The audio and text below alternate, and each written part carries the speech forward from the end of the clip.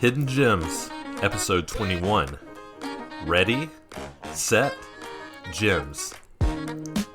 Welcome to Hidden Gems, a board game podcast where we review unusual, forgotten, and underappreciated board games. We're your hosts. My name is Chris. I'm Jason. This is Bill. Bill back again. Bill is back. Well, hang on. We forgot to do the welcome to the show.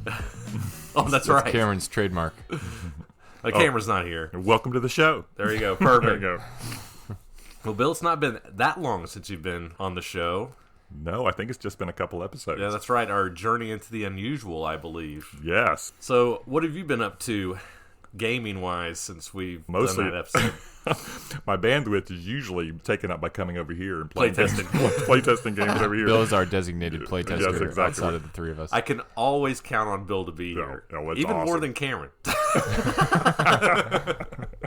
Yeah. No comment. No comment. And he's here on time, too. That's right. Unlike And myself. You're not. Yeah, we'll talk more about that later. Well, it's funny. I've been lurking on Facebook Marketplace to pick up some games that are not on Noble Night that I want to add to my library because Cameron actually, and he's mentioned it here several times, he's quite a carpenter, I think, working on that as his side business, I guess. And so he built me some game shelves. Yes, he That's did. right. Some nice shelves. Some really nice shelves, and so I've been working really hard to fill them up. I will mention one acquisition I've been playing with my kids, 5 Minute Dungeon, which is really fun. It's a cooperative game, and you're fighting boss creatures, and we've had a blast playing it. That's awesome. Cool. Man, must be nice to play new things every now and then. What are you talking about? We play new things all the All the time. time, I was going to say. To us, I guess. New to us. Yeah. Yeah, that's about it. Everything else has been here. Awesome. It's so good I to have you back, Bill. As much as I give you a hard time, I think that you know it's all in love and jest. No, I appreciate that. I was thinking about the other day, the transition point, because when you guys first started this, you know you're part of a group when you can start giving people a hard time. And I said something to you like, gosh, you guys really sound like you're pretty cool guys. It's, man, I never knew you guys were that good at actors. Chris kind of looked at me. He's like, oh, he laughed. And so I was like, okay, Bill going to knows be able he's to hang in out. now. That's Well, right. Welcome to the group. He's found his thank you. tribe. Yeah. What about you, Jason? What's up, man? What's new? Not a lot. We used to record these episodes a lot less frequently. So even though we were releasing every 2 weeks, we would do 2 episodes at a time. So there was more time in between. Now I feel like we're recording so often that not much happens in between. Yeah, I feel like we usually talk about new TV shows and things. This is definitely not new, but it's new to me, I guess, because I was originally a hater. But my wife finally convinced me to go back and watch Ted Lasso. It's a good decision. Which I know is the hotness for everybody right now. But I don't know. I watched the first couple episodes and I just couldn't get into it. It was so bubbly and fluffy. I was like, I don't like it. But now that we've watched more of it, I get the appeal of it now. Yeah. How far are you in right now? We're maybe like 2/3 of the way through the first season. Okay. I can see why you say that. Jason Sudeikis playing Ted Lasso, obviously he's playing it over the top, upbeat, optimistic character, right? Which I could see could be a little off-putting. But I will say, the more you watch the show, and I won't spoil it for you, obviously, but it's not as happy and feel-good Yeah, no, we've as gotten you to some might of that think. stuff. It actually deals with some pretty heavy issues, and not everything goes their way. It's really great writing, to be quite honest. I think the show deserves the hype. Yeah, no, I agree. I remember we watched the first episode, and they're like on a plane, and at the very end, he turns around, and he's like talking to the other coach, Coach Beard. Yeah. And he's like, if we see each other in our dreams, let's pretend we don't know each other and fool around with, or something like that. And I was like, what am I watching right now? I cannot do this anymore. But It doesn't sound like Breaking Bad level. No, not at all. Okay. I like dark, edgy humor, Right. but no, I see its merits now, so we've been enjoying it. Awesome. Outside of that, yeah, not a whole lot. My son's started flag football, so I've been attending a lot of his games recently, which has been a lot of fun to watch. Just busy with work and whatnot. I will throw out there one thing that did come up recently. So there is a Kickstarter out there, and I don't keep up with Kickstarter super often anymore. But this caught my eye because it was actually mentioned as a recommendation from one of our guild members a long time ago, back when we first started the show, and that is American Bookshop, which is a trick-taking card game out of Japan. Super impossible to find. No copies on BGG, but they've just released a Kickstarter for it, which I'm pretty excited about. So hopefully maybe we'll get a shot to get it on the show at some point in the future. That's Sounds pretty awesome. interesting. Yeah. It's pretty cool. And I think we were talking before, this is the same guy that did Time Palatrix, Right. So which is another weird being trick-taking re-released as Ghosts of Christmas or game. Yes, something. which I backed. Yep. So we got episode material right there. There we go. Once we get our Kickstarter in 2.5 years. Right. Once all the shipping containers actually make it across the Pacific.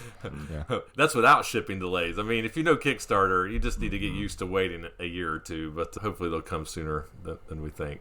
Yep. Cool. Well, Chris, what do you got? Yeah, about the same. Hayes just finished up flag football, and now he's playing basketball, so we're having fun doing that. It's year-round sports in the Alley House. We have 4 boys, so that keeps us busy. Yep. One show that I have been watching recently, well, it's not a show, it's actually a movie that I wanted to talk about, and that's 1922. Did I talk to you guys about this one? 1922 or 1917? No. So 1917 I'll talk about another time. Okay. The war movie. 1922 is a Netflix exclusive movie on Stephen King's short novel 1922. Okay. This one is another period piece, but very different in its feel. So obviously it takes place in 1922, but this one is centered around a Nebraska corn farmer, Wilfred James, and his wife Arlette and his son Henry. Okay? So obviously I won't spoil anything because I encourage you to go watch it. I think it's good if you're into this kind of thing because this is very macabre type of horror. Stephen King, right? Mm-hmm. But the basic idea is Wilfred loves his farm. He's a farmer. He loves the farm life. But his wife, Arlette, hates farm life. She's decided that she doesn't want to be on the farm anymore. It's Green Acres. That's right. She wants to move to Omaha. Okay? Mm-hmm. And they cannot see eye to eye on this. So Arlette begins to threaten that she will sell her family's half of the farm if he doesn't agree to sell and go to Omaha. And so that's all I'll say about it. I'll say the show beyond that point pretty much centers around how Wilfred decides to handle this dilemma and the consequences that follow him and just his journey through all that. Sounds intriguing. I'm a Stephen King fan, so it sounds good. So well done. And probably the best part about it, the story is very good, but the actor who portrays Wilfred is Thomas Jane. Mm-hmm. I don't know if you know this guy or not. Oh, he's from The Expanse. Yes. Oh, I love The Expanse. Yes. He's Miller in The Expanse, which you still need to watch. I know. So I've watched parts of it. Every time I sit down to watch it, I realize I'm not paying enough attention to absorb everything that's going on, and then I stop. There's a lot going on. I'm going to miss it, right? So I need to be fully focused. But yeah, he's in that. He's also the first Punisher, if y'all are familiar with the Punisher movies. Pre-John Bernthal Punisher. That's Thomas Jane. He does this role so good. He's excellent throughout the whole thing. Highly recommend it. 1922. Enjoyed it. It's good.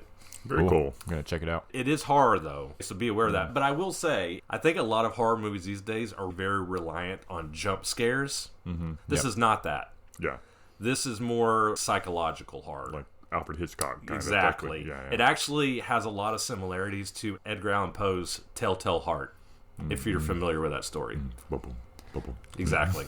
Exactly. But sounds interesting anyway. Yeah. Check it out. It's good. Cool. I know you guys talk about hobbies here now and then. Can I offer a hobby that I've gotten into? Share it with us. Yeah. We want to talk about this. Yeah. So I don't know if you guys pay any attention to the Hidden Gems Instagrams, but pictures that Chris posts are 360 ones that are from my camera. An Insta360 X2 that I got a couple months ago to augment my virtual reality hobby because I have an Oculus Quest and love playing games. But with that Insta360 camera, I can film anything, upload it to the Oculus Quest virtual reality, and then watch what I just filmed in virtual reality, which is just wicked cool. It is so cool. Isn't it, though? So one of the superpowers that Chris has, as you know, listening to the podcast, is how well he explains rules. And so I had the idea of using the Insta360 camera while he's explaining these games rules the first time we play it and just capture it on that and then post it to YouTube so that you can use the power of 360 and listen to the rules, but then look around here in the room where it happens, which may be the name of the series of the room where it happens. And see all the rest of us looking bored. Right, exactly. Playing on our phones and all that while he's explaining it. But you can actually see the board, see the chips. Yeah. And I found out just the other day, because I'm new to all this as well, so it's going to have a little bit of rough edges, but it's in 5K. It actually will allow you to zoom in every direction, and it's closed caption, so if you're mumbling over there, you can turn that on and read it as he's talking about it. So it's pretty cool. Yeah, I will say this is an awesome thing. I highly recommend people check this out. I'm really glad you did this, Bill. It literally feels like you're sitting at the table to learn a game. Yeah. It's such a unique and interesting way to learn how to play a game. You're like sitting there, you can see everybody sitting around you. People are asking questions while the teach is occurring that you might be thinking about. Like Bill said, you can look down at the board, you can look up, you can look around as you kind of move around in this 360 environment. Super, super cool. Yeah, and depending on your nerd level, if you're either Chris at the bottom end of that spectrum or Jason at the top end, there's a setting on it for Google Cardboard. So if you're watching it on your phone, you can press a button and you'll have an image for each eye, and you can put it in your Google Cardboard, and it will actually be like you're sitting here. So you can sit in your chair and look around and just be at the table. So anyway, so cool. Isn't that pretty wicked? That is awesome. Yeah, so every time we teach a game, we're going to do this. Pretty much every game that we review from this point forward, and then when we replay older ones, we'll upload them onto our site on YouTube. So we have a YouTube channel, Hidden Gems. You can check it out there and watch. I always appreciate everybody's compliments towards the teaching, but, Jason's an awesome teacher, too, and he'll be teaching some of the games as well. Yeah, that's right. That's all right. Yeah, Jason doesn't suck. He really does. He does a good job. So you'll get to learn at the table these games we're talking about. I think it's a cool feature. Yeah, cool. Well, as always, we have a cocktail today. So yes, we do. Chris, tell us a little bit about it. Yeah, so if it wasn't clear from the title, we're talking about racing games today. And today I decided to make the Black-Eyed Susan. I have made the Belmont Jewel on here before, so that's the drink that they serve at the Belmont Stakes. Obviously, everybody knows they make the mint julep at the Kentucky Derby. And then the Black-Eyed Susan is the official drink of the Preakness. Oh, wow. Okay? Did not know that. It is named after the Maryland state flower, which is the Black-Eyed Susan. Cool. Very cool. Yeah, it's a great cocktail, very fruity, flavorful. It's got an ounce of vodka, 1 ounce of bourbon, 1 ounce of pineapple juice, 2 ounces of orange juice, and then the secret ingredient, 2 ounces of sour mix. Now, you can buy sour mix, but you shouldn't. No. You should make it. It's not that hard to make. It's not at all. It's simple syrup with lemon and lime juice, basically. You can look up a recipe online, but you'd be doing yourself a disservice if you didn't make it. Tasty drink. I enjoy it. Yeah, it's funny because now you're mentioning I can get the whiskey sour overtones in it kind of thing. Yep. So that's very cool. Lots of citrus. It's good. All right. Well, we'll transition into a little bit of our roundtable discussion like we normally do before we get into the reviews. So Bill had the idea of talking about board game etiquette tonight. Thought it might be cool to let Bill read us through a little article I think you found that you thought would be fun to discuss with us. I did. I think I'm going to gamify it. Part of it was, I think, in a conversation that I think we were having, I brought up the word etiquette like two or three times, and I thought, well, let me just do a Google search on board game etiquette and see what's out there. And so Greg Barnett of Game Night Brothers was the first Google hit, and so I clicked on it, and he's got like 11 things that he has for board game etiquette. So I thought it would be fun to play a game with you two guys going back and forth and picking a idea or something that you think is good board game etiquette. Pick these out of the blue. You pick them out of the blue. We'll go back and forth. Okay. And this should be easy because I'm sure I've done every one of these.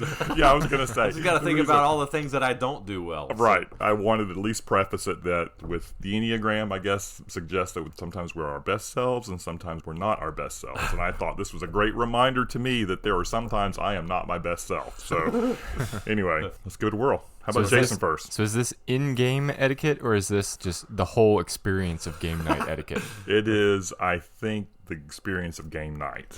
Okay. Huh. Well, I've got one that I know is Chris's pet peeve, which is don't grab the rule book and question the teacher. Oh, wow. Okay. We have to come up with a ruling on what happens if it's not on the list. Oh, no. Oh, man. Oh, that's a good one. It's not on the list at all. We'll do this for 3 rounds, and then we'll just go through the list real quick. Okay. How's that? All right. Is it my turn? Yeah. Not helping to set up or tear down games. There you go. That's on here. That's actually at number 10, though, which is kind of funny, on his list. So we're going by his list. But at least you're on there. Oddly enough, I know this bothers people, but I actually don't like people doing you don't like people doing that. I'm very anal about the way that things go back in my bags. And people are like, yeah, let me help you clean it up. I'm like, yeah, y'all can just go. Right. It's late. Y'all can just go ahead and leave. Yeah. I do the same thing. It's not because I'm being nice, because I just don't want you to put my game in. Everything has a very specific bag that it has to be in. Right. Oh, that's so funny. All right, Chris, I'll never try again. Back to you, Jason. Jason. All right, this is low-hanging fruit, but I think I already know you're going to try to make fun of me for it, so I'm just going to throw it out there, which is get there on time. Yes, be prompt is number 2. We always get to practice our filler games waiting for Jason. Exactly. Hey, that is only a recent development, and that's only because we play on the same night that my daughter has gymnastics, which throws a wrench into everything. Normally, I'm very on time, but more recently, that has not been possible. Well, we appreciate the ammunition to give you a hard time. Yeah. It's fine. Yeah, whenever I send the times out for game nights, I say board games at 7, and Bill's like 6:30, Jason. Doesn't matter. You can say as early as you want. I'm still going to get here whenever I get here. Right. All right, back to me. Back to you. Okay, I'm going to ping myself here, I think. So complaining about everybody attacking you or is out to get you or complaining about people being antagonistic against you in games. Yes. So I'll put this under the no bullying and no grudges. How's that? Yeah, that works. A category. So. Bill really is mean to me in games, though. It's only because you deserve it. It's funny, though. I felt kind of bad because we were playing Rhinelander the other night, and Bill did something to me that really hurt me bad, and I could tell he didn't want to, but he had a good reason. He was like, just let me show you why I'm doing this. I'm doing this so it helps me, okay? I think I'm traumatized, Bill, now. It's totally. Chris's second superpower is making you feel like crap for doing anything that affects you negatively in the game. I know, you're really good at it. I'm learning. I'm slow, but I'm learning. He's slowly brainwashing you into never challenging him in games. Oh, Chris, you want to play here? Oh, I'm sorry. This is your space. All right, I have another one. It's probably not on your list, but I know it'll be on Chris's list, which is bringing your own games to board game night and trying to get them played. This is because the other night.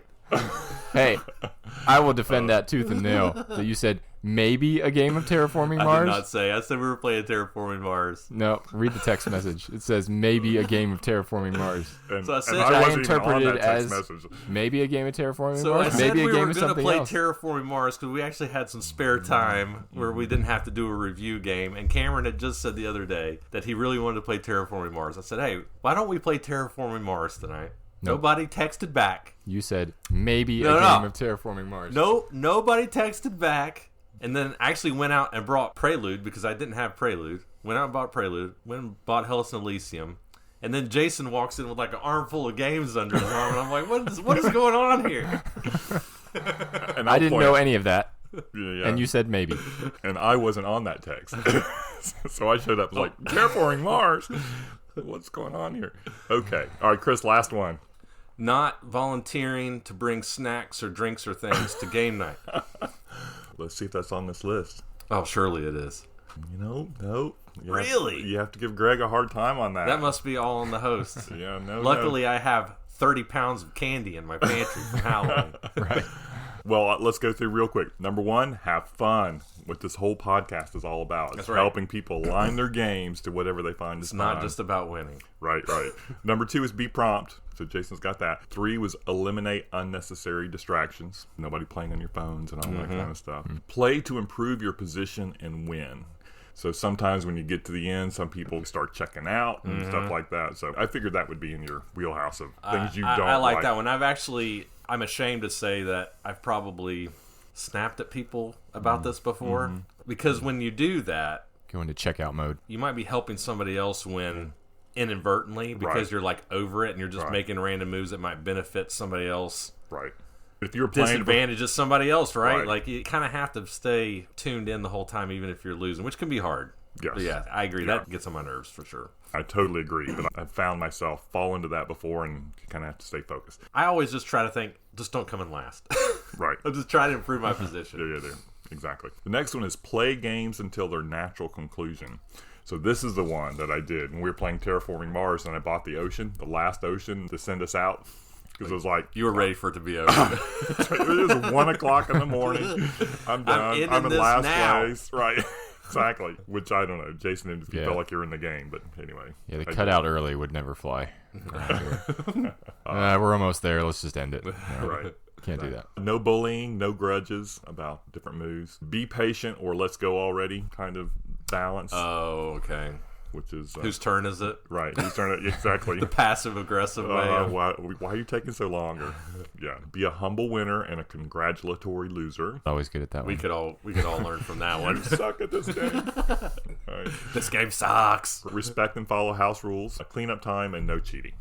Nice. There we go. That's it. If we added those up, that would be, what, 22... 28, and Chris wins. So. Oh, yeah. Well, we know what that's like, don't we? Good game, Chris. That's right. Well, thank you, Mr. Barnett. That was fun. Yeah. Good list, Bill. Good stuff, Bill. Thanks. All right. Well, I think that wraps up this section. Why don't we get into the games? Let's do it.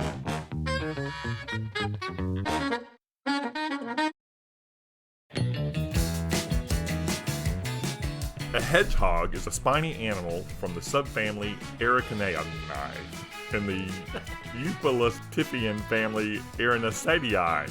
There are 17 species of hedgehogs and 5 genera found throughout parts of Europe, Asia, and Africa, and in New Zealand by introduction. There are no hedgehogs native to Australia and no living species native to the Americas. However, the extinct genus Amphiniacanicus was once present in North America. Igel Ärgern. Fascinating. Great job, Bill. Isn't that awesome? I feel educated. Oh, Yeah, that's that was right. great. That was the Wikipedia color text. Yeah, this is what For happens, hedgehog. folks, when we don't get flavor text. We just start reading Wikipedia. We either do cologne commercials or we start reading Wikipedia. What are we going to do next time? Oh, man. It's good, Bill. What can I say? I'm going to quit my day job and do that from now on. All right. Igel Ärgern, translated literally means hedgehogs irking or annoying the hedgehogs, though you'll often see this translated into English as hedgehogs in a hurry. This game was published in 1990 by Doris and Frank Games and University Games, and at the time of this recording, its BGG ranking is 3,488. Designer of this game is Doris Mathouse and Frank Nestle. You might recognize those names. They're pretty famous old school board game designers. So Doris and Frank, probably their most notable design is a game called Primordial Soup, also known as Soup. They've also designed Erland, Mew and More, which is a card game, and Frank Zoo, which is also a card game. We will do an episode on Doris and Frank at some point on the show, for sure. Cool. All right, so I heard about this game from a friend of the show, and I've mentioned her a couple of times, but we more often mention her husband, Ravindra Prasad, who is known as Snooze Fest on BGG. So Ravindra's wife, Mary, who's also known as Dicey Chic, if you're familiar with Dice Tower stuff and you've been a long-time Dice Tower listener, she's the Tichu lady. She's lady who loves Tichu. They're local, they don't live far from us, and I heard about this game from her, actually. She enjoys this game as a racing game. All right. Brief rule summary for Igel Ärgern. In Igel Ärgern, the players are racing their team of 4 hedgehogs, which are represented by large wooden discs, trying to get 3 of their hedgehogs across the finish line before the other players. The board is a rectangular racetrack composed of 6 columns or lanes that are each 9 squares long. From top to bottom, each lane is assigned a number, 1 through 6. Also, each lane has 1 black space somewhere along it, which represents a pit. More on these later. Each player's turn is very simple and consists of 3 parts. First, the player will roll a 6-sided die. Next, the player may perform a sidestep action with one of his hedgehogs. A sidestep, very simply, is taking one of your hedgehog discs and moving it 1 step laterally into a neighboring lane. So, for example, if you have a hedgehog in lane 2, you can move it laterally into lane 1 or lane 3. When you do the sidestep action, you might land on your own or opposing hedgehog discs, trapping them underneath you.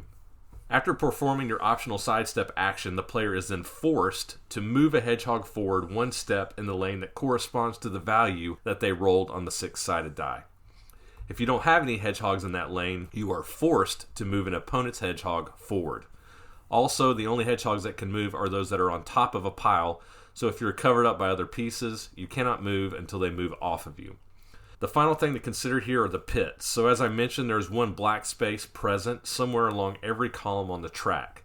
If an opponent moves you into one of these spaces, You are stuck there, and you cannot move that hedgehog out until there are no hedgehogs present behind that hedgehog on the track.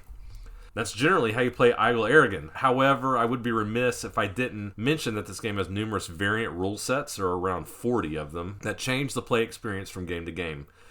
Many lovers of this game say that this is what gives the game its charm, is its variability and its variance.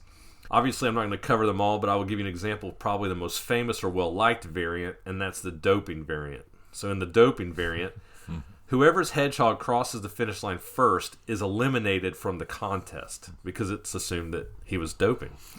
And now that player whose hedgehog went across first, that player can only win by getting his remaining 3 hedgehogs across the line. So you can see how this small rule change will change how players approach the race. And that's how you play Igel Ärgern. Pretty straightforward. Good job. So, as I mentioned in the rules, this game uses a pretty old school and these days often maligned mechanism of roll and move. So, based on your impression of this game and the mechanism of roll and move, do you feel like it stands the test of time? Does it still hold up? What do you guys think? So it's interesting because when I think of that, I'm thinking I have my character on a track, I'm going to roll and I'm going to move my character. This one has the 6 lanes, right? So when you roll that, who's ever in that lane is the one who moves, whether you're in it or not, right? And so it adds a very different dynamic strategically from what's going on. So in some ways, I don't know, it doesn't match up with other roll and move games that I have in my head that I think of when I think of that dynamic. You know, and actually I think that's a good point. So most classical roll and move games, whatever you roll in the dice, that's how far forward you move your piece. Exactly. And like you said, in this particular case, the value that you roll determines what you can move, not necessarily how far that you move. And it's your opponent sometimes. Right. Yeah. But I guess the point I'm making is your movement is dependent upon the roll of a dice. Exactly. Maybe that's a better way to say it. Right. So, how do you feel about it? Yeah, I would say there's a surprising amount of strategy here despite that. I would say it's a positive and a negative for me. I'm trying to explain this without going too deep into what my final rating on the game is, but I think it's a positive in that the game is super simple. Yeah. Right? You roll a die, you move a hedgehog, optionally sidestep a hedgehog. But even in that simplicity, like I said before, there's a ton of strategy of, well, who do you move forward? How do you stack the hedgehogs if you have the opportunity to stack them? Which one do you sidestep? How do you get around these pits? Do you take the risk of moving forward in a lane when you might be getting dangerously close to a pit, and by the time it comes back around to you, somebody might have rolled that number and had the opportunity to dump you in the pit? Right. There's a lot of strategy and a lot of thought that has to go into every number that you roll. At the same time, it does take away some control, right? And, you know, it is possible that somebody just gets rolled over and over and over again, and they get helped into the finish line by no doing of their own, right? So I see it as a positive and a negative. My initial impression is there's a lot more strategy here than it seems like there would be in a standard roll and write. And I think you made a good point. Roll and move. Get rolled again and again, or not get rolled at all, right? It's not uncommon in this game for you to roll and not be able to move yourself multiple turns in a row. That can definitely happen to you. And then being forced to move an opponent, or sometimes even you just roll and nothing happens because there's nobody in that lane, right? I feel like you can mitigate that to a degree, though, right? Like, part of this game is making sure you're diversified, right? Sure. So that any number that gets rolled, you have the opportunity to move. But you can get locked into those stacks. If you're at the bottom of a stack that's 4 deep, you ain't moving anytime soon, right? That part of it, combined with the lack of control around the rolling, you know, you can get stuck in a situation where it's like, well, there's no chance of me moving anytime within the next 7 rounds. Sure. What I thought was kind of interesting about that was there was an early game strategy and an end game strategy, right? Because to me, I felt like if you're at 2 and 4, because you get that sidestep movement, you've got every number covered, right? If you happen to be on top. Which is, I mean, I think other people had that strategy too of being on 2 and 4. So it ended up being a strategic decision of, do you go where everybody else is because it's common, or do you go to the outside? Once you get to the end, I think the strategy kind of shifts into making sure you're in a lane all by yourself. So if somebody rolls that number, you're getting moved forward no matter what. I think it's a very interesting, like you said, strategic game to think it through. Yeah, I think you make some good points about the middle lanes too. So obviously, statistically speaking, being on the outer lanes, the 1 and the 6, are not good for you, right? Because that's one less die roll that can help you, right? You can only move on a 1 and a 2 in lane 1, where if you're in lane 2, you can move on a 1, 2, and a 3, theoretically, if you sidestep, right? But it's interesting in the way that the board is laid out, because at least to me it seems that the way the pits align on the board, it kind of encourages you to move to the peripheries, right? And so there's a little bit of push your luck in this game, which I did enjoy, and I tried a few times where maybe I'm in 1 and I sidestep down into lane 2, which is directly in front of a pit, hoping that a 2 doesn't get rolled, and that it gets back around to me, and then I can sidestep back down into 3 and be safe there, right? And have better statistics or probability. There's obviously push your luck there, because if a 2 gets rolled, they're going to push you in the pit. But I think you have to take those chances in this game to have a chance. Yep. What did you guys think about the pits? I think they're a healthy threat, but they are pretty punishing. Oh, yeah. Seems like, well, I don't know. Maybe I rescind that statement, because I feel like I got stuck in the pits a couple times, and it was like that hedgehog is never going to move. The game will be over before that hedgehog gets a chance to move. But then there were a couple instances, Chris, where you had ones that got stuck there, and then it was like the next turn you were able to move it again. It really comes down to because they were in the back, the pace of the race. Right. If most of the hedgehogs have gotten off the starting line and have started moving down the track, then it's less of a risk. So I guess you have to assess that in your push your luck assessment. Yep. To say the beginning race versus the end race, again, at the beginning of the race, your pieces kind of get spread out a little bit. So if you get stuck in the pit, it's kind of a bigger impact, because there's opponents that are getting their chips off the board. Once you get to the end, that is when Chris went in the pit, and I think all the chips catch up, and so they're all in the last 2 or 3 things, and the pit in those last 2 or 3 spaces has much less of an impact. Right. And then I had clear lane ahead of me. Exactly, because you had nobody else in that lane. Yeah, you can find a way to utilize them for sure. And like I said, you can play push your luck with them, because if I didn't make it clear in the rules, you have 4 discs, but only 3 need to get across the line, right? So if one gets knocked out and put into a pit, it's not game ending. Now, if 2 get knocked in, it could hurt you. But I think looking for those opportunities of, do I sidestep in front of this pit and try to navigate into a better lane, really, in my opinion, it's probably the biggest decision point in the game. One hedgehog can die for the cause. Exactly. All right, so some good features. What did you guys not like about the game? I think I kind of already mentioned mine, right? You can get into a position that seems pretty hopeless, and in a short game, that's a good thing and a bad thing, right? It's a short game, so you're only going to be in that spot for so long before the game ends and you're out of your misery. But at the same time, it can sort of feel like, by no poor decision on your own part, you just get stuck in a bad spot. It can just so happen that Loris rolls 5 1s in a row, which he did the other night somehow, and your hedgehog just gets moved into the pit before you even have a chance to move it. So there is a balance in this game between that feeling of control and feeling of out of control. And it sometimes sways a little bit too far for my liking into the uncontrol side of things. Yeah, I'll start real quick with the that I felt like everybody who was playing this game was having fun while we were playing it. In the end, I will say the chips seem to all end up in those last 2 to 3 spaces at the same time. And so the dice roll can just totally decide who's going to win the game if everybody's lined up like that. And it kind of negates whatever strategy you had to get to that point. However, I still feel like I'm running through strategies in my head to be, in a good position in those 2 to 3 rolls to be able to win. It's one of those games where you're playing the odds, right? So it's hard for me to come down hard on that being a negative, because it's the nature of the game. Right. Yeah, I would say for me, I have a couple of things, actually. So when you look at this game on the table, you think we're going to be done in 15 minutes. Okay? It is very simple. Very simple looking. It almost doesn't even look like a game. It looks like something that a middle schooler would create for like a school project or something, right? It just looks very simple, which isn't necessarily bad. But I will say that I do feel like this game maybe lasts longer than I would like it to. And I think a big part of that is a problem that I have with the game that I referred to earlier, is there's a lot of times in this game where you roll and nothing happens. The dice just keeps going around and around and around the table. Roll, nothing happens. Roll, I can't move. Roll, I can't move. Just felt like it was going on a little bit too long for me.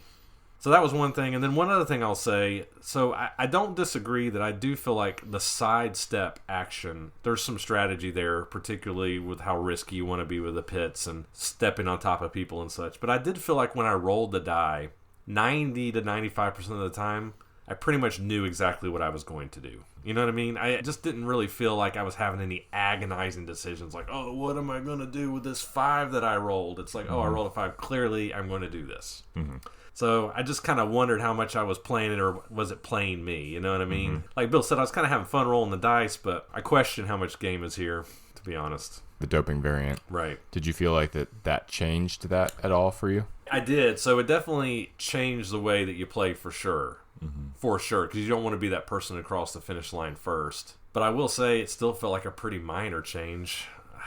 Yes and no. I mean, I think it changed the game, but I don't know if it changed it enough for me, if that makes sense. I don't know. What do y'all think? I think it's worth mentioning the variants. Yeah.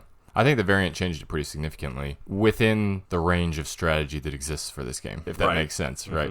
With the base understanding that the strategy is only so wide for this game, right? I think that the doping variant changed it, but that's on a small scale.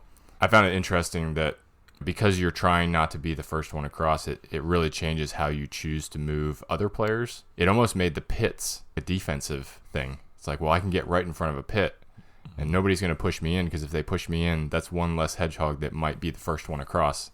So you're almost safe. It did add a couple interesting wrinkles for me. All right. Shall we move on to final thoughts? Let's do it. All right. Jason. Yeah, it's interesting. I was curious to get y'all's thoughts on this as we were doing it, because every once in a while I'll tweak my thoughts on a game as we're talking about it. I think we mentioned that in the last episode. But I'm going to stick with what I went with originally for this game.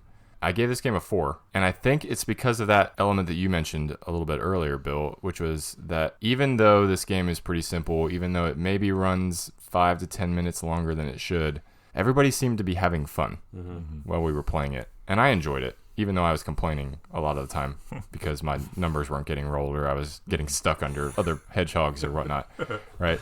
It's so light, but there's enough to think about. I don't know. Everybody seemed to be enjoying it. It's a kooky theme. Yeah. And it's very lighthearted, for sure. Yeah. I think it's a good game for what it is. At being a simple filler type, I don't know, we've discussed that's kind of a ambiguous word, right? Especially that we're talking about it runs longer than it should, right? This is longer than 30 minutes. Yeah. Shouldn't be, but it can be. I'm going to stick to my guns and stick with what I landed on, because I would play this game if it came out again, especially knowing that there are as many variants out there as there are. Yeah. I feel like that could keep it fresh. You're always exploring a new angle of it. So, yeah, I landed on a 4. Nice. All right, Bill. Okay, I'll say that I loved the elegance in its simplicity. Every time we played it, I enjoyed it. I appreciate the sliding back and forth. It's not rocket science, but it's enough to make you think about, am I going to get stacked on, or is this going to give me a lane to go through? I gave it a 4 as well. And I will comment on the rolling a dice and nothing happens. One of the things about everybody's turn is everybody's invested, because you're looking to see if they're going to move your piece or how it's going to change. Some of the games that we play, there's absolutely nothing for you to do when somebody else is having their turn. Sure. And this one, it kind of keeps your interest. So anyway, I think that's another reason why it's kind of fun. So yeah, I'll go with a 4. Nice. Love hearing y'all's thoughts on it. I intentionally went last on this one. I know Jason probably did, but I made him go first. You did. I was planning to go last. Yeah, so my rating's going to be a little different. That's okay. But like I said, I enjoyed hearing what y'all said about it. I'm going to give this 2 ratings. Okay. All right, Cameron. I know. I try not to do that, but I have a good reason for it. So, obviously, on this show, I think everybody knows this. We're big proponents of old school games and mechanisms. A lot of people think that old games are dated and they don't hold up anymore and they're not fun. Obviously, we don't feel that way at all. I think that a lot of older games have a lot to offer to modern board gamers who are new to the hobby still. However, I do feel like that in this particular case, the roll and move mechanism, the way it's done here, to me, didn't age very well. And it was just because of that feeling of constantly passing the die around the table and things not happening, not rolling the right numbers. And then when it came my turn, I felt like usually I knew exactly what I was going to do. I would say just basic Igel Ärgern is a 2 for me. I just didn't really care for it. With the variants, I would give it a 3. Because I agree with Jason. I do feel like it changes the game enough to make it a little bit more interesting. But in that case, it just takes from bad to meh for me. I can just think of other games that I would rather play than this one, I think. So, does that mean you're going to sell your copy to me? Yeah. Or will. Really, exactly. That's right. I've got a huge shelf I've got to fill up, Jason. This could be another one to add to Chris's shelf of loathing. Really. I'll swap this for Burgoo. I'll fight you. Yeah, so that's it for me. 2/3, I think. That's fair. I respect that. All right, well, where can people find Igel Ärgern? Yeah, so y'all might have to arm wrestle for this one because I'm in. My money's on Bill. I'm stronger than I look. There are no copies on Noble Knight, and there are only 5 copies on BGG Marketplace. So it's on the rarer stuff. Like I said, it's 1990. Let's see, I was 8. Bill, we won't make you say how old you were. I was 10. It was a while ago. This one is getting scarce. So if it sounds interesting to you, like I said, Bill and Jason enjoyed it. I would seek it out sooner rather than later. Cool. Those are our thoughts on Igel Ärgern. Igel Ärgern. In this game, you are a Powership pilot hurtling through space. Your challenge is to race a course spanning the solar system. Navigate your Powership as you careen towards victory at the finish point. Bob. All right. I'm ready to go to the fairgrounds now. I know, right? I'm trying to say, it's been a long time since I've seen a monster truck. All right. Powerships, published in 2018 by Quali Games. This game is actually a re-theme or re-implementation of an earlier game by Quali, Power Boats, which was actually first published in 2008. At the time of this recording, its BGG ranking is 4,824. The designer of this game, you know him, we've reviewed him on here before, is Corna Van Morschel, designer of Habitats, Gypsy King, and Basket Boss, which we reviewed back in episode 10, I think. Long time ago.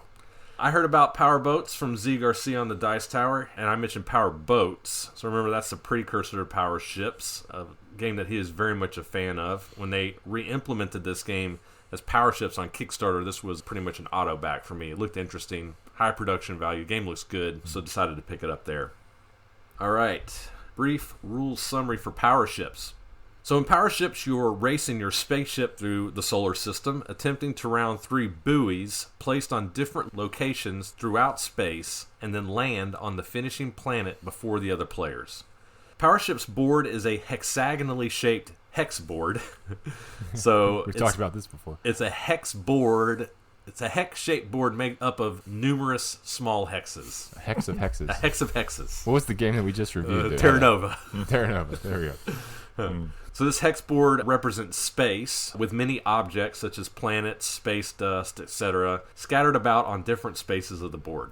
Each player will control the speed of their ship by way of manipulating these cool little 3-sided dice on their own personal dashboard. Each player's dashboard can hold anywhere from 1 up to 5 3-sided dice.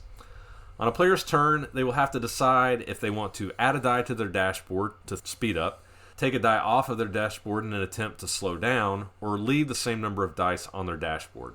Once a player has made this decision, they have the option of re-rolling any dice already on their dashboard from prior turns. It's important to note, though, that rolling is not obligatory. If you like all of your dice values from your prior turn, you can use them again for the current turn, even if you take a die away. However, if you are adding a die to your dashboard this turn, that die that's added will need to be rolled. Once all of your dice are in place, you then have the option of turning your ship. As I mentioned, all the spaces on the board are 6-sided, so when it comes time to move your ship, you can either keep your current facing, or you can turn your ship 60 degrees to the right or the left, but no further. Once you have determined your facing, you will then move your spaceship forward a number of spaces equal to the sum values shown on all of your 3-sided dice. If your movement brings you into contact with an obstacle, such as space dust or a planet, you will crash. When you crash, all of your dice are removed from your dashboard. Also, any excess movement that you had when you crashed is applied as damage and limits the amount of dice you can move on future turns. So, for example, if I took 2 points of damage, the number of dice that you can use on your turn has decreased from 5 down to 3. However, damage can be repaired on any turn where a player doesn't roll dice. They can repair 1 point of damage. It's important to note that you cannot intentionally crash into an object in this game in an attempt to quickly get to where you're trying to go. When it comes time to move, if one of the directions allows you to move without taking damage, you must travel along a damage-free path, even if it is in the opposite direction that you are wanting to travel. Finally, also scattered throughout the board are different special spaces that will affect your ship in different ways while moving. So, for example, some spaces might rotate your ship 60 degrees when you touch them, while others might double your remaining movement when you hit them. So as I mentioned, players will continue moving their ships one at a time until they have rounded all of the buoys on the board, with the player getting to the finishing planet first, winning the game. And that's generally how you play Powerships. Good job. All right. So thinking back on my review of Powerships, I think the central mechanism or the central feeling that Corno was really going for in this game is a feeling of speeding up and slowing down. I think this game almost has a feeling of inertia, if that makes sense, what I'm trying to say. Mm-hmm. Oh, yeah. Do you feel like he captured that in this game with the dice mechanism? Oh, I think in spades. I hadn't heard that it was based on boats, but in my notes here I have, it really felt like it was an America's Cup kind of thing. Yeah. When you're coming into the buoys and you're coming in hot, you're really thinking, okay, am I going to take this turn wide and waste all this time going around the outer edge of the map, or am I going to trim my jib, slow down, and try to pull it tight and get around the corner? Yeah, I mean, of the games that we're reviewing tonight, to me, this one is truly the heart of what a racing game, I think, should feel like. Yeah, it was the only of the 3 racing games that we're reviewing on this episode that did feel like it had that speed element built in, where you actually feel like you are piloting something. Right? You know, the other games, you're obviously moving towards a goal, but this one felt like you have to control yourself along the way, right? So I definitely did get that feel from it. Yeah, you know, I used the term inertia, and I really did feel that because, like Bill was saying, when you're really got the throttle down, when you've got 5 dice in your dashboard and you're screaming, you can feel it because you start to worry, am I going to overshoot what I'm trying to go around? Am I going to miss this buoy? Am I going to fly off the board? Am I not going to get on a good path? You really feel it because of the way that you can only turn 60 degrees left or right. If you're going fast, you can't make tight turns. You make really long turns. Right. You can make tight turns, but you have to be going really slow, and it takes a lot of turns to make a turn. It has a cost, yeah. It does, and I think that also enters into another thing I wanted to mention that I think is really neat about this game. It felt to me that this game had a balance between trying to decide, do I take the outer lanes, so to speak, so staying more towards the periphery of the board and really screaming around the edges of the board and traveling more distance, more hexes, or do I really try to hug those buoys and slow down and then explode out of the turns, which is less space, but I'm slowing down a lot more, right? Oh, yeah. So I saw people trying different strategies there, which I thought was pretty entertaining and fun to watch. Oh, yeah. Yeah, it definitely has that entertainment factor of, well, there goes Bill screaming past me, but he's about to crash into something, whereas I'm taking the slow path of trying to turn around, but then you might get a bad dice roll or something and you end up crashing anyway. It definitely has that entertainment factor.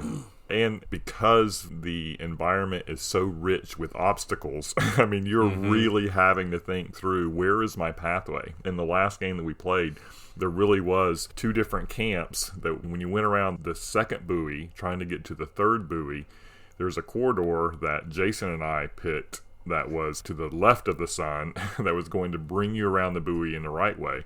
But the other half of the group, Chris, I think you're with a bunch of people that could go through a double your speed side around the outer side of the galaxy here, I guess, to get you around, that had you approach the buoy kind of from the wrong side, right? Because you had to pass by it, and because you have to go around it in a certain way. I was thinking when Jason and I had gotten to that corridor, it was really a race between you and I, because I was thinking there's no way. Yeah. Because you have to make 3 turns to go around the buoy. That was ultimately our undoing. Right. But it ended up, Loris, I think, went your route. He came close. And he came close to winning. Yeah. So it was super interesting to think you got something in the bag and something happens. And I crashed, by the way. Yeah. Yeah. It was reassuring to see that people were flying different ways. And it still was close between at least some people at the end. Not me. Yeah, we'll talk more about that later. But I did like that we weren't just all following the same path, I guess. Right.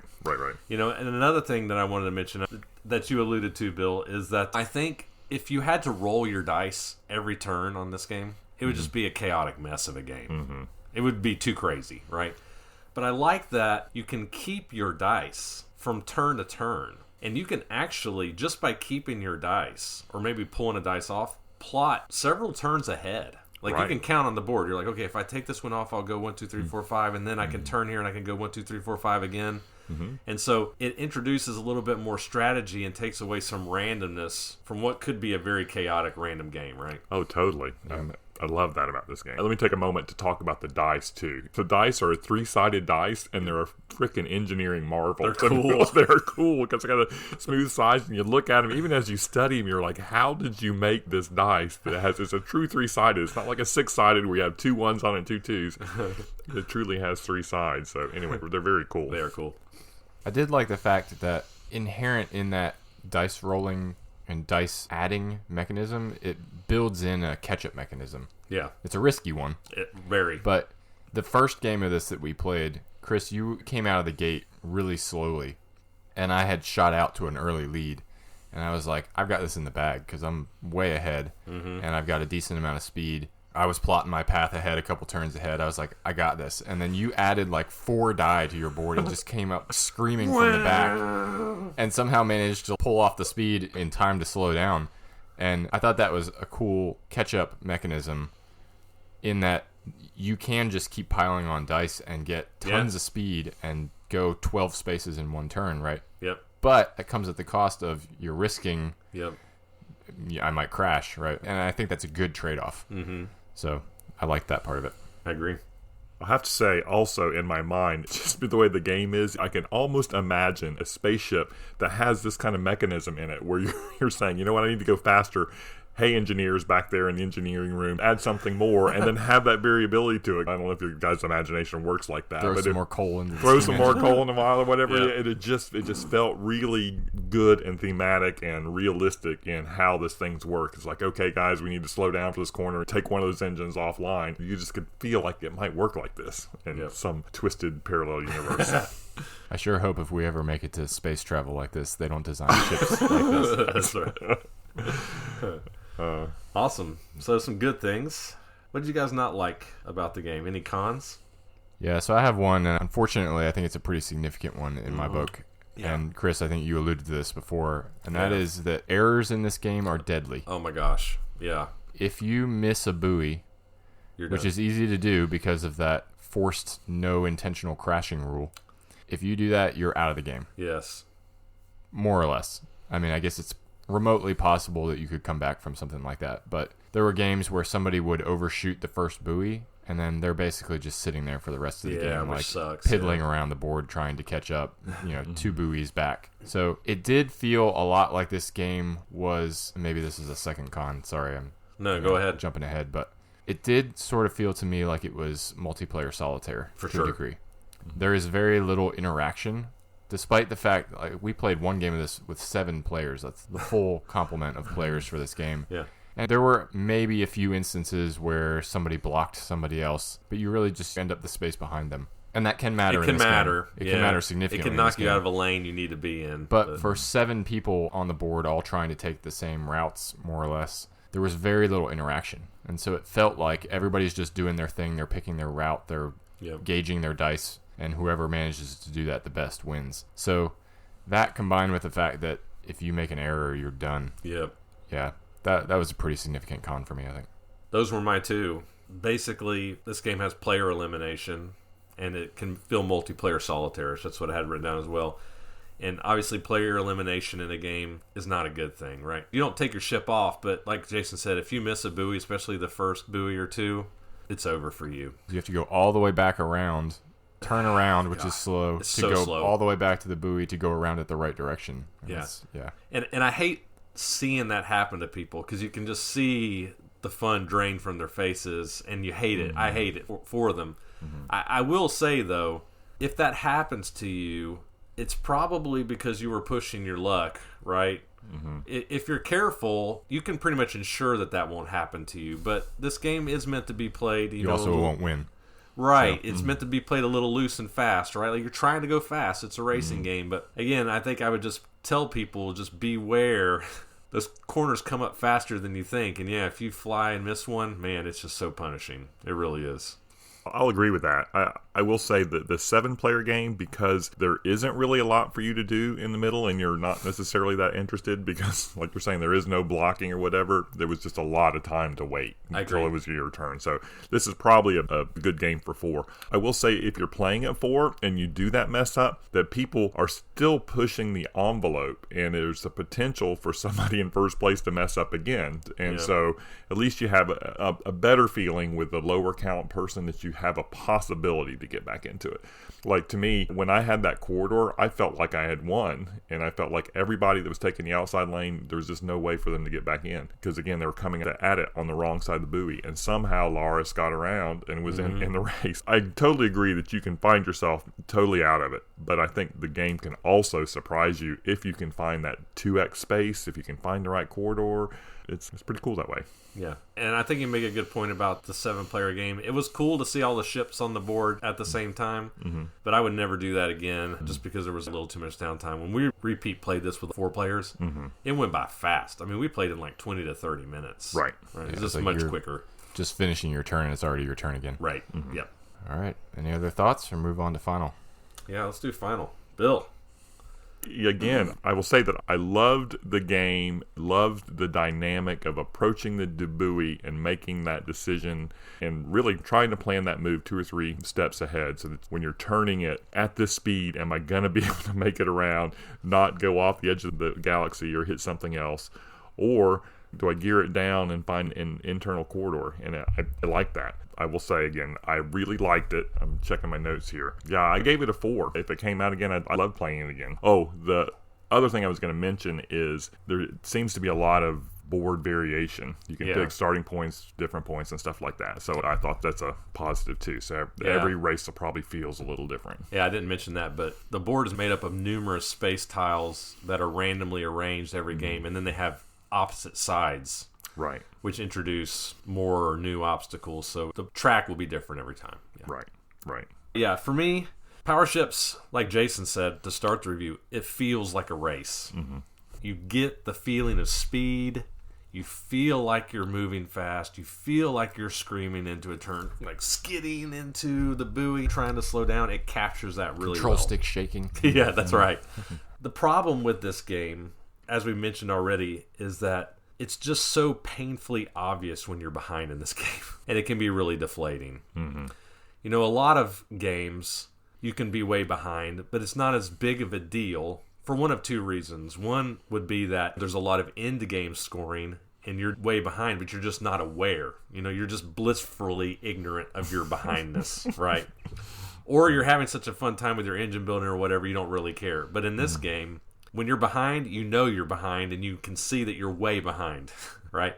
So I would just tell people to be aware of that going into this game if you're thinking about giving it a try or picking it up.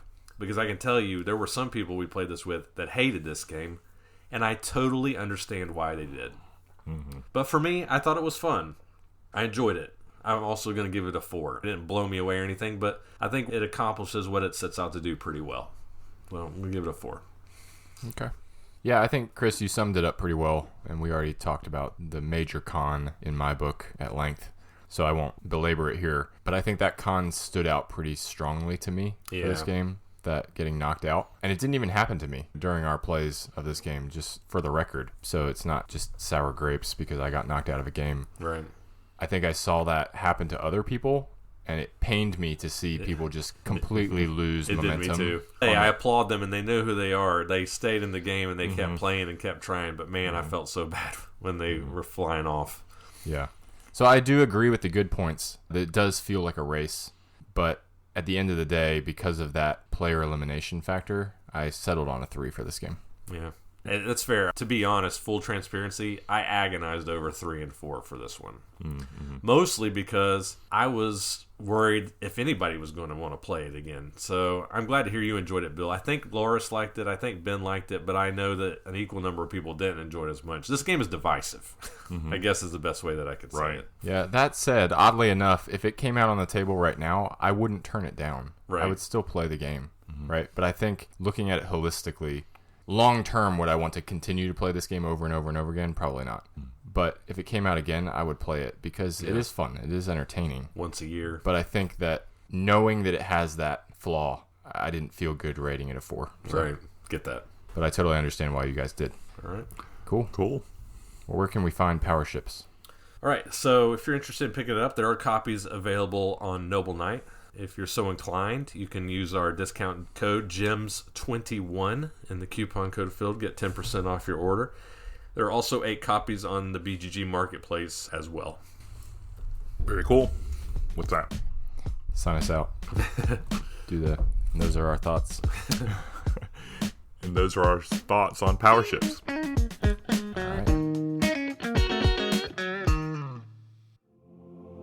Hidden inside the sinner's pit of the antique library are cursed tomes, heretical books, treatises on witchcraft and black magic, and precious volumes of Kabbalah, all of them written in strange and lost languages.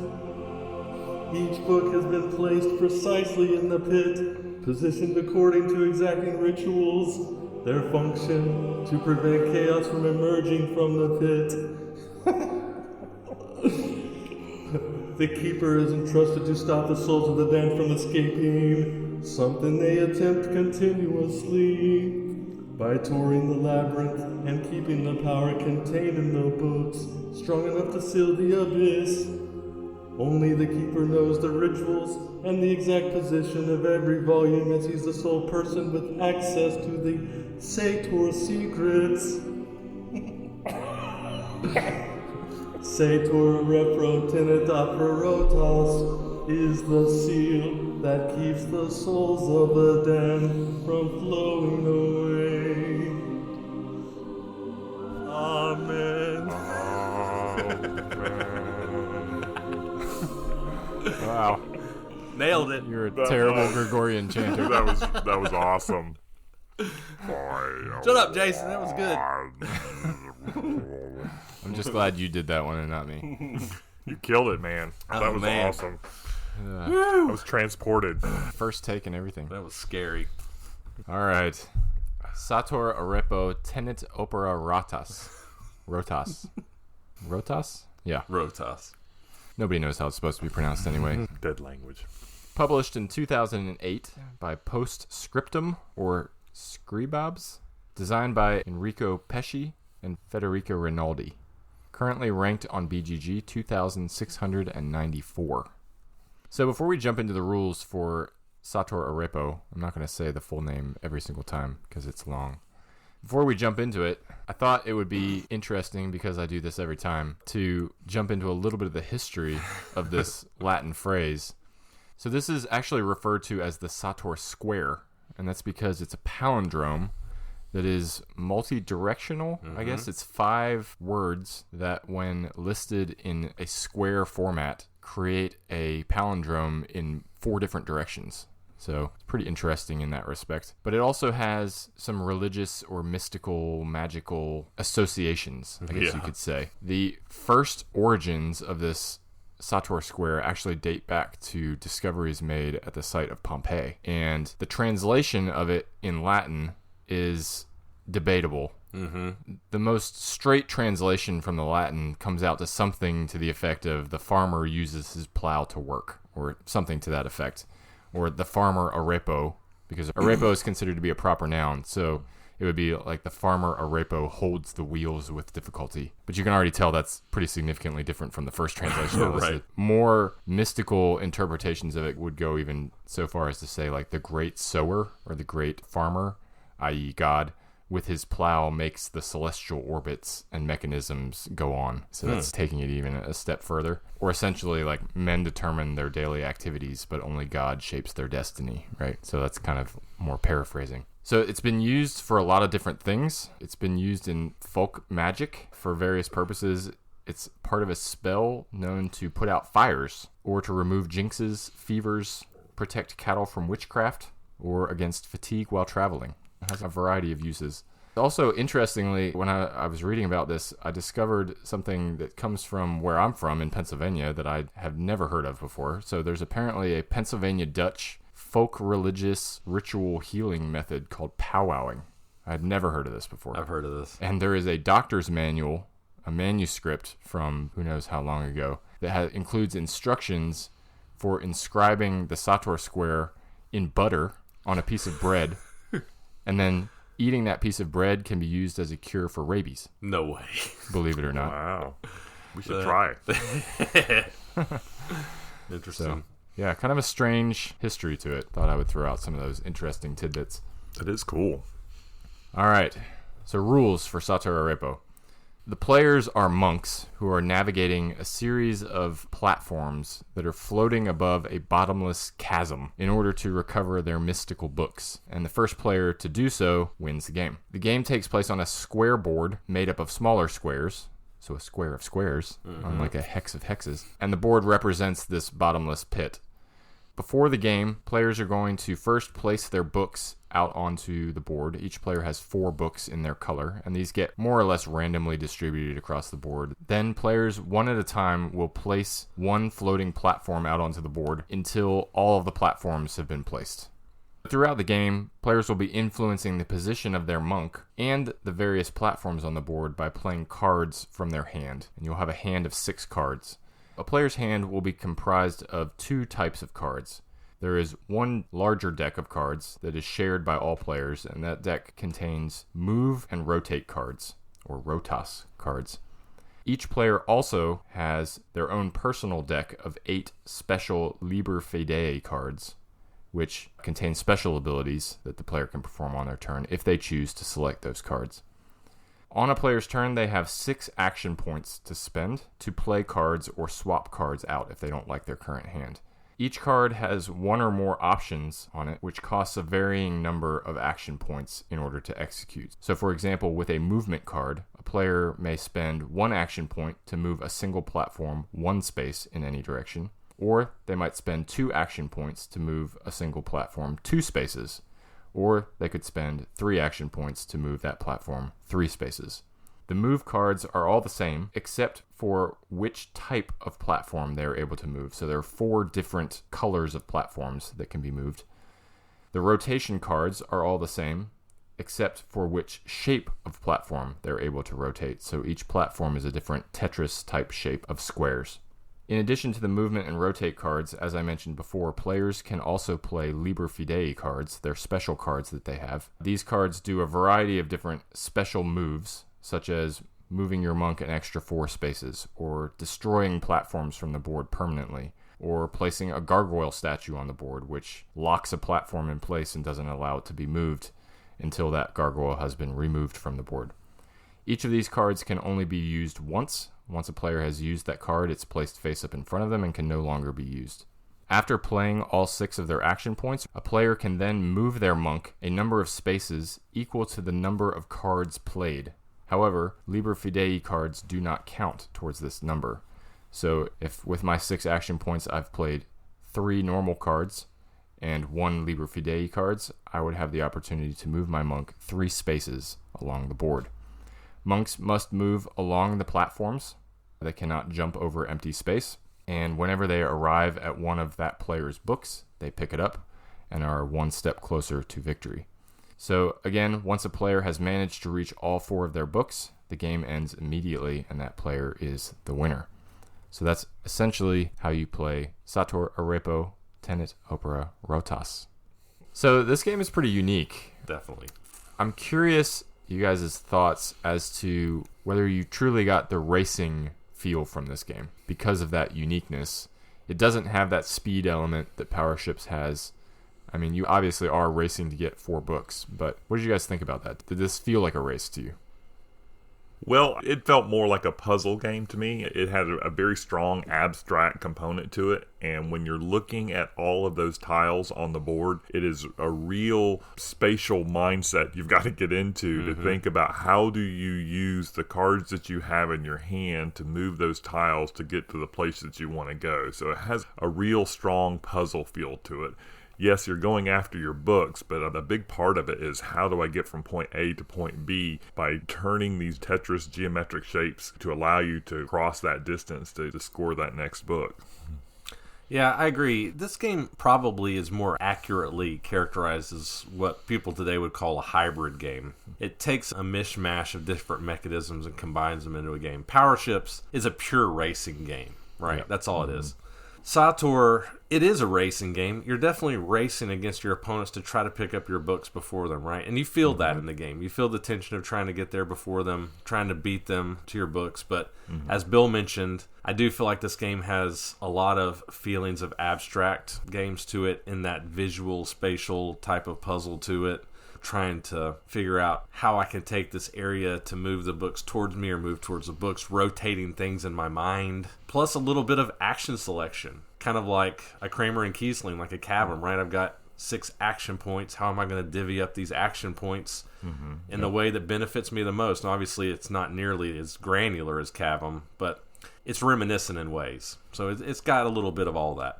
Ooh, you've already made me want to play Cavum again.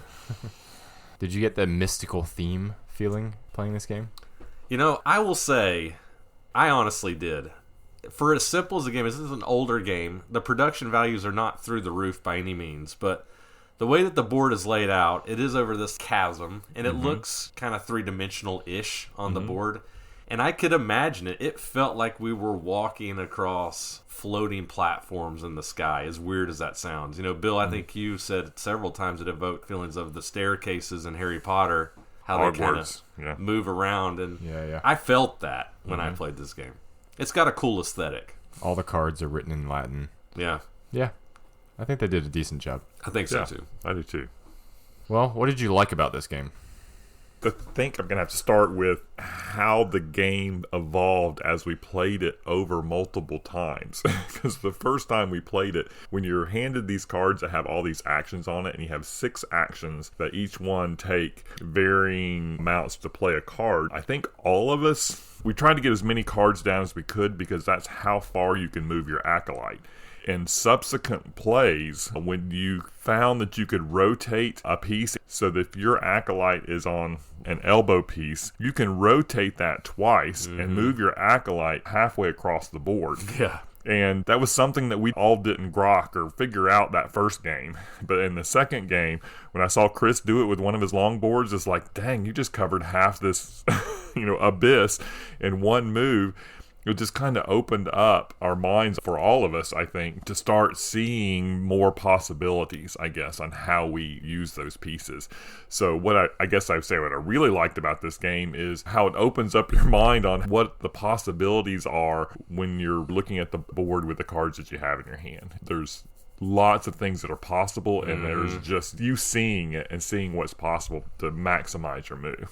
Totally agree. That was my biggest pro for this game as well, is just the myriad options you have on your turn and the ways that you can use your cards. Like Jason said, you have 6 cards, 6 action points to use amongst those cards, and when you play a card, you can move a platform 1, 2, or 3 times. You can rotate twice. You can use them in different combinations, and then throw in the Liber Fide cards on top of that, which do all kinds of crazy stuff. And it opens the door for really awesome, clever turns. I say that a lot in games. Things that make me feel clever, I like that. When I feel like I do something cool. Right. This game is rich soil for stuff like that. Absolutely. Yeah, and one of the things that I thought was cool about that was that it always seemed like you were way closer to being able to accomplish your goal than it initially felt like when you looked at the board. Right. And so what I mean by that is I would find, especially in later games when we were, like you said, Bill, learning some of these tricks and learning how to use the cards to the best effect, it would feel like, man, I'm 10 turns away from ever getting another book because it's like on the complete opposite end of the board. There's no way I can get over there. But the more you play it and the more you learn how to use these cards in clever ways, you start to realize, oh man, like I could maybe win this turn, right? Right. Like, if I play these cards correctly. And so it was cool to see how you would look at the board initially and think, oh, well, Bill's never going to get there. Chris is at least 3 turns away. But then based on how the board changes from turn to turn and people figuring out these clever moves, it's like, oh, man, I didn't even realize he could do that. And now, Bill's just jumped halfway across the board and is in contention right alongside me. And so I thought that it kept things fresh, unlike Powerships that we just talked about, where it's like, well, if you're behind, you're behind, and it's inevitable, you're going to lose. Right. In this game, there is some of that, right? You can tell if you're lagging behind a little bit, but there's such room for clever play that you can come from behind and kind of sneak up on people Definitely. Where they're like, oh, I didn't even realize you could do that. Yeah, So- I was saying the last game that we played, I had 1 book in my collection, and you guys had 3, and I thought that there's like no way I'm going to get it. But in my drawing the cards, I drew the Acolyte moves 4, and just looking at the board, I could tell by rotating my piece twice, I could get on a section of plank that allowed me to get my last 2 books with that 1 move. And so I know it came as a surprise because generally it's hard to move your Acolyte very far at all. Yes. Because you're only going to usually generally move it 2 or 3, but I could move it 6 that turn and picked up both the books. And so, like you're saying, it was a big swing in just 1 move that kind of comes as a surprise, right? Speaking of movement, I think it's a good segue into another thing I want to mention too is I really thought it was a brilliant design choice to make it to where the Liber Fide cards don't let you move your Acolyte. Yep. That was so clever because they're powerful, but situational, right? When I first played this game, I was like, well, I'm just going to have 2 or 3 of these in my hand at all times because they're so strong. Why wouldn't I, right? And then you start to realize the more that you play the game that the Liber Fide cards can be a blessing and a curse, right? Because they're situational. You may not draw the one that you need, and everyone you play, with the exception of the card you mentioned that lets you move forward, they don't let you move your Acolyte, right? Yep. And so you're playing this balance game of, do I just take more regular cards? I mean, there were some turns I was taking 6 normal cards, and that can produce a really strong turn for you. Yeah. Right? I don't know. I just thought that was really clever. Yeah, so mid-review clarification time. Just because we've thrown out a couple things that maybe were not covered completely in the rules. So, first of all, I think we've been referring to Acolytes. I think I said monks the entire way through the rules Okay, review. So, yeah. monk, Acolyte, same thing if you're confused at this point. Also, so for the card draws, so at the end of your turn, you're always drawing back up to 6 cards. And when you do that, you can draw blind from either the move and rotate pile of cards, which is the shared pile that everyone has, or you can draw from your own personal stack of the Liber Fide cards, which are shuffled and face down. So you are drawing off the top of that stack. And you can have a maximum of 3 Liber Fide cards in your hand at any given time. But like you said, Chris, the more of those you have in your hand, the less actual flexible movement cards you have in your hand to play. And so, yeah, very clever design choice there, that the more of those that you take and that more power you have circumstantially, the less flexibility you have to be able to move from turn to turn. Very true. Anyway, back to the review. How about cons? Anything you guys didn't like? I think there's probably one elephant in the room that we have to address. Yeah. If you're reading my mind, Jason, you know what I'm talking about? Leader bashing. Yeah. This might be Huge the in this worst game. offender of this I've ever seen in a game. Yeah. Yeah, explain. So this game is a race for the first 3/4 of the game, I would say. Everybody gets 3 of their books in the first 30 to 40 minutes of playing this game. And then you spend another hour and a half beating each other to death trying to get your 4th book. Because that's the whole game, right? Is move everyone else's platforms around.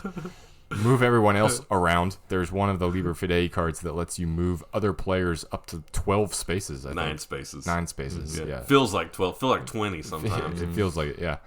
So there's just ample room for screwage Oh my in this gosh, game. yeah. Oh, you think you're there? Nope, just kidding. I'm moving you back 17 spaces. But that's built into the nature of the game. I If think you're so. not playing that way, you're not going to win. Right. Because somebody's just going to walk across the board and get to their next book. So you have to be intentionally hampering other players in order to have a shot. But I can see that not being everyone's cup of tea. And I guess we'll find out what our ratings of it are, right? But I was a bit on the fence about it as well, because it just feels like we're racing, and now no one's going to make any progress because we're all just going to spend the next hour hammering each other into the ground. Well, I will say you're exactly right.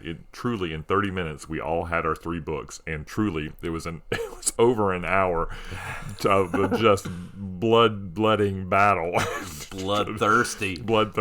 I mean, it was, and those cards are really pretty powerful. The destroying planks or rotating them around or moving people. It was actually a gargoyle on the board that is like a barricade. It blocks people's movement. Yeah. It's just mean as all get out. Truly, we had 4 people playing. It was the person's job, who was the one that was going to play right before the person that could possibly win, to do whatever they could to mess up the next person's play to win. And that's how it rotated for 2 turns around? It did. Oh, more than that, I think. Yeah. That was pretty funny. Yeah, I think these are good points. I echo everything they've said, and I would just reiterate that I think in a lot of ways this game is very fragile. If you get into a group with people, like Jason said, who are unwilling to play the denial game, I think will ruin the game. Because person to their left will win. Right, because it will hand somebody the win. This kind of harkens back to when we were talking about how I had an issue with drafting games. You know how, like, in a drafting game, a 6-player game of 7 Wonders, I can only affect the person to my left or right. And right. I might get annoyed at the person across the table from me because they didn't not let that person have that card that they obviously shouldn't have let them have. Yep. This game has a similar feeling. If the people are not responsible for the people that are left and they're just like, I'm just going to do what's best for me, this game will not work. Okay? And so I think in that regard, it's fragile, so you need to be aware of that. The hate playing and the denial is just built into the game, I think. Yeah. I generally dislike games that force me to play my turn in a certain way. It's like, well, you have to play your turn in a way that's suboptimal to you. Right. In order to ensure that you still have a chance. I don't know. That doesn't sit especially well with me. Yeah, and I agree with you. I think you're right. I think at least what I was trying to do was, okay, I'm going to play these cards to try to stop Jason, and then I'll play this card to help myself. And so I'm taking big steps to hinder my opponents, and then I'm taking a little step to try to maybe help myself. Right. I could see how that would be irritating for some, though, for sure. Because sometimes you need that explosive move to actually be able to accomplish something. But if you do that, then you're basically giving up the game. Right. Okay, well, let's move on to final thoughts. It's me. I wish I was going last again. This was a hard one. So this game is really interesting. When we were talking about Powerships, and I don't think this is unique to Powerships, a lot of racing games, I've played a lot of racing games over my time in hobby board gaming, they tend to have a problem with runaway leader stuff. You can just fall so far behind that you just feel like you're out of it, like we mentioned with the Powerships. That's a common problem with racing games. Interestingly, this game solves that problem. By making everyone beat each other up to death at the end. You can pull the leader back very effectively, so you always feel like you're in this game. So I give it credit for that, right? Like, you don't feel like you're ever out of this game. Unfortunately, that creates new problems of its own, right? In that, as we mentioned, it does tend to drag the end game out a little bit. However, despite all of that, the denial and the game lengthening, I really enjoyed this game. I really enjoyed the cleverness of it, the spatial twisting and turning of the tiles in my mind, the way to play the cards creatively to accomplish what I was trying to accomplish. I thought it was really cool. I was struggling between a 4 and a 5 on this one. I think I'm going to land on a 4 just because of those in-game issues that we talked about. However, I want to play this game more. I've thought about this game a lot since we played it, and that's usually a good sign. I could see the game going up for me in the future. I know that in the few times we played it, I've looked back on my play and saw ways that I think I could have played better. You know what I mean? And maybe sped the game up a little bit. So 4, an upward moving 4. There we go. How about that? It's good. I like it. A 4 that could rotate into a 5. That could Rotas into a 5. Cool. I'll go next because I think my thoughts echo yours pretty closely, Chris. I think I landed solidly on 4 rather than being in between 4 and 5, but similar thought process in terms of there are issues with the end game, I think, and it just dragging out. And I struggled even to a degree with just the meanness of it, right? Because it's like, oh, I'm so close, and then somebody plays a you got salty a couple of times. Crap card on you, and it's just like, come on. It was also like 1 a.m, and I just wanted it to be done. But yeah, so I did struggle with that to a degree, but at the same time, that cleverness to moving the platforms around was just such a cool puzzle to play with and figure out how to get better at, that I really enjoyed it. So gave this one a 4 as well. Well, I'll totally agree on the creativity part of it. There's nothing quite like that feeling when you, like Chris said, you do that clever move that gets you to the place you want to do. Because I still relive that. I'm down by 2 books, and I made that move, and I said it, and I had the 4 in the hand. And there is a part of this game where you can discard cards out of your hands to search for a card that you particularly want. As far as like a strategic decision about having the right card at the right time, this game gives you lots of really cool decisions decision points to be able to do that. So I absolutely love that. Totally agree about the end game. However, that balance of you having to prevent losing, right, from whoever's ahead, trying to inch you forward a little bit more so that you have the chance to win whenever it gets to be back around to your turn on your next turn. I liked that tension. And so I came down solidly on a 5. I mean, I think this is an absolutely awesome game. And like you're saying, I've dreamed about it. So, awesome. Yeah, I'm ready to play again. Dude, that's awesome. I'm glad you liked it, Bill. Like I said, I was between 4 and 5 too. And like I said, my mind was just thinking, turning after our most recent play of this one about things I could have done differently. That's always a good sign. But yeah, so in stock at Noble Knight Games, and then 16 copies available on the BGG Marketplace as well. All right. Well, those are our thoughts on Sator, Arepo, Tenet, Opera, Rotas. And that's the last time I have to say that. Sator, Rotas. Well, thank you for joining us for this episode of Hidden Gems. If you like what we're doing here, please remember that it's a huge help to us to give us a rating or review on your podcast platform of choice, or please follow us on one of our many social media platforms. Check out the BGG Guild if you want to interact with us or to share a game that you feel is a hidden gem. And if you're so inclined, please consider supporting the show over on our Patreon at patreon.com/hiddengemspodcast. Also, I'll mention here at the end that our first 360 teaching video for Powerships will be on our YouTube channel. We'll post a link to the YouTube channel in our show notes. There we go. And on the website, so check it out if you have a chance. Until next time, I'm your host, Jason. This is Chris. And this is Bill. Thanks for listening. This episode of Hidden Gems, number 21, was recorded in Raleigh, North Carolina on November 21st, 2021. Join us again in 2 weeks when we will once again be talking about a trio of games from a Hidden Gems fan favorite designer, the great Dr. Rainer Knizia. Hidden Gems is produced and edited by Chris Alley, Cameron Lockey, and Jason Yanchuleff. Our Board Game Geek Guild is monitored and managed by honorary Hidden Gems team member Ghidorah. Our show's logo was illustrated by designer and artist Katelyn Nieto. Check out her work on Instagram at It's Katelyn Nieto. We would love to hear from you. Feel free to join the discussion on our many social media accounts. You can find us on Facebook at Hidden Gems Board Game Podcast, Instagram at hiddengems.podcast, and Twitter at Hidden Gems Board. Disagree with one of our reviews? Have something you want to say about one of the games we discussed today? You can also make your voice heard on our Board Game Geek Guild at BoardGameGeek.com, Guild number 3874. Once again, thank you for joining us on Hidden Gems, and until next time, fellow gem seekers, enjoy your games and enjoy your search.